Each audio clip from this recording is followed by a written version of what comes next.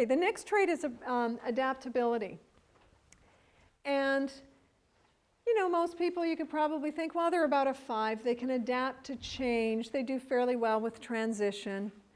Let's go down to a 1. People who are very adaptable can be very flexible. They don't mind the routine changing. They can just, you know, again, be kind of easygoing. So we don't really need to talk about that too much. But if you work your way up the scale to a 10, somebody who, and this is so important, somebody who is not adaptable is somebody who does not do well with change. They don't do well with the unexpected happening. You know, and it's not always big changes. You know, you could move to France and they'd be fine. But it's often the little things. It is having chicken burgers for dinner when they think it's going to be spaghetti. For the younger kids, a preschool teacher having a new haircut that they weren't expecting. Things just not going the way they expect them to go. As they get older, the unexpected things that can happen are things breaking, you know, or losing something, or someone not being very nice. These are all things that are like huge hiccups if you're not adaptable. So really think about this trait because it's a very important one. If you have a child that doesn't do well with transition, who tends to have fairly big meltdowns, and you think, where did this come from? Ask yourself, is it because my child doesn't do well with change? Is it because my child is the type of child who needs that solid routine and they need to know what to expect? How many of you have a child like that? Yeah, yeah. You know, so you intuitively give this child a warning. This child taught you to give them the 5-minute warning. Or intuitively you have adapted a routine. Because you know for this child they must have that routine, otherwise it can throw them for a loop. Anything chaotic will bring about more negative behavior in this child. Anything chaotic. So here's where you really want to have the routines, and I'm actually talking about older kids as well. And if you're not adaptable, you might actually need that routine too. Routine with anything during a transition time is hugely important. Getting out of the house, preparing to sit down for a meal. Maybe you have a family routine for that. If you have teenagers, you're probably lucky to have them come to your table for a meal. Bedtime routine. If you've got young kids, bedtime routine needs to be the same every night. Boring, boring, boring. And if you're more flamboyant and you know you're more of a 2, this is going to be hard for you.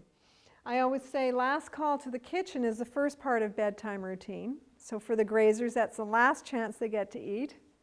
And there's whatever it is that you do, ending with the story and the massage and twiddlies, and then you say goodnight.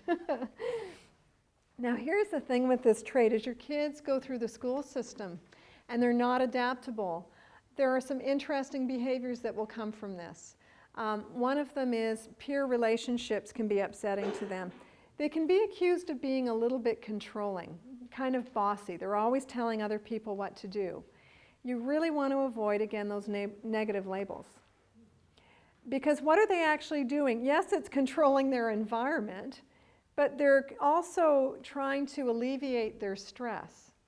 They're trying to take care of their own stress levels. It's pretty resourceful if you think about it. You know, so here's the thing too, a lot of things won't be fair with their peers. So when they're out in the schoolyard with friends, friends of the same age will do a lot of things that will really bother them. This child can be described at school as the golden child. The child who goes by all the rules. They love rules. But it can also be the child who, when they get home, they have huge meltdowns because they've been piling up all these injustices that have happened all day long, and now, boom, when they get home and they feel safe enough to let it out, they let it out.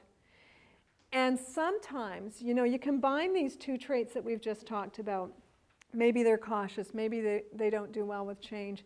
Sometimes these kids actually end up having to deal with a lot more anxiety than other kids because they're wired to feel more anxious about things. And you know, sometimes they can be a little bit negative too about new situations simply because it stresses them out.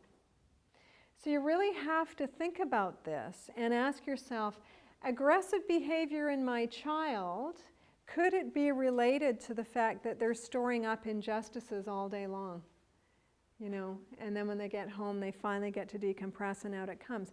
Because let's face it, even as adults, we aren't great at articulating our bad moods. You know, you can be in a bad mood and not know why. And, you know, you sit down with yourself and say, why am I in such a bad mood? It's not the easiest thing to do to put your finger on the root of a bad mood. And then you might sit there and think, oh, it's because I watched the news earlier and there was so much bad news and I started feeling anxious. And yeah, I've been in a bad mood ever since I watched the news.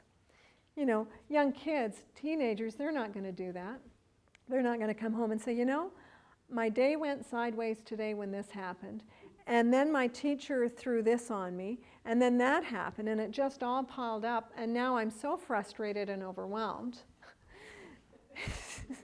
You know, and to top it all off, I've got this annoying younger sibling who's always getting into my space. I mean, they're just not going to articulate things like that. So we need to know that behavior in children is how they communicate.